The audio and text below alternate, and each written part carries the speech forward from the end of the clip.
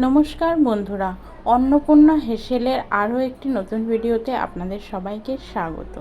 আজ সকালে ঘুম থেকে উঠেই মাথায় চিন্তা এসে গেল যে আজকে রান্না কি হবে। এদিকে তো কর্তামশাই সকাল সকালই ডিউটিতে বেরিয়ে গেছে, বাজার যাবার একদম সময় পাইনি। আর আমি এবার কি করব ভাবতে ভাবতে গেলাম সবজির টুকরিতে গিয়ে দেখি আলু পেঁয়াজ ছাড়া কোনো সবজিই নেই। তাই আমি গিয়ে কিছুটা কুমড়ো ডগা কেটে আনলাম। বাড়িতেই নিজে থেকেই একটা কুমড়ো ডগা উঠেছিল, তো আমি আর সেটাকে উঠে ফেলিনি, বড় হতে দিয়েছিলাম। সেই কুমড়ো ডগাই আজকে আমার রান্নার বিষয়বস্তু হলো। তো যাই হোক, কুমড়ো ডগা কেটে এনে ভালো করে ধুয়ে বেছে পরিষ্কার করে নিয়েছি। কয়েকটা কাঁঠালের দানা ছিল, সেটাও কেটে নিয়েছি, আর দিয়েছি একটা আলু। এবার আমি এই কুমড়ো ডগার চচ্চড়িটা সর্ষে বাটা দিয়ে রান্না করব। তার জন্য কড়াতে তেল গরম করে তেলের মধ্যে 5 ফোড়ন আর 2টো চেরা কাঁচা লঙ্কা দিয়ে দিয়েছি। এবার কেটে ধুয়ে পরিষ্কার করে রাখা আলু আর কাঁঠালের দানাগুলো দিয়ে একটু ভালো করে নাড়াচাড়া করে নেব।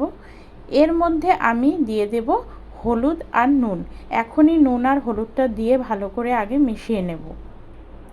তারপর আমি ধুয়ে রাখা কুমড়ো শাকটাও দিয়ে দেব। তারপর ভালো করে ঢেকে সেটাকে রান্না হতে দেব কিছু সময়। তো এই যে দেখো, কুমড়োর ডগাগুলো দিয়ে দিলাম, দিয়ে একদম ভালো করে নেড়েচেড়ে ঢেকে দেব। বাড়ির যে কোনো সবজির কিন্তু স্বাদই আলাদা। আগেকার দিনে অথবা গ্রামের মানুষরা এখনও কিন্তু বাড়ির আনাচে কানাচে নানান রকম সবজি দিয়েই বেশ কিছুদিন চালিয়ে দিতে পারে। বাজার থেকে সবজি কেনাটা তেমন দরকারি নয় তাদের জন্য, কিন্তু আমরা শহরে যারা থাকি তাদের জন্য একটা বেলাও পার করা প্রচুর কষ্ট। তো যাই হোক, এই কুমড়ো ডগাটা হয়েছিল বলে আমার এই বেলাটা কিন্তু সুন্দরভাবে পার হয়ে যাবে।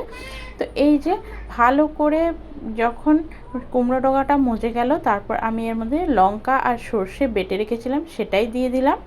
তো এই যে দেখো, কিছুক্ষণ ঢেকে রান্না করার পর কুমড়ো ডগার থেকে সুন্দরভাবে জল ছেড়েছে আর খুব ভালোভাবে সব কিছু সেদ্ধ হয়ে গেছে।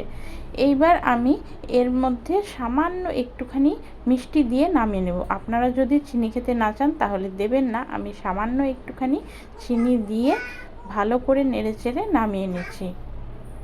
বলুন তো কেমন লাগলো আমার এই রেসিপিটি। যদি ভালো লেগে থাকে তাহলে অবশ্যই আমাকে কমেন্ট করে জানাবেন। আর কে কে আমার মতো এই কুমড়ো ডগার চচ্চড়ি খেতে ভালোবাসেন আর আপনারা কিভাবে সেই চচ্চড়িটা রান্না করেন অবশ্যই আমাকে কমেন্ট করে জানাবেন। কমেন্টের আশায় রইলাম। তাহলে ভালো থাকবেন, সুস্থ থাকবেন, টাটা।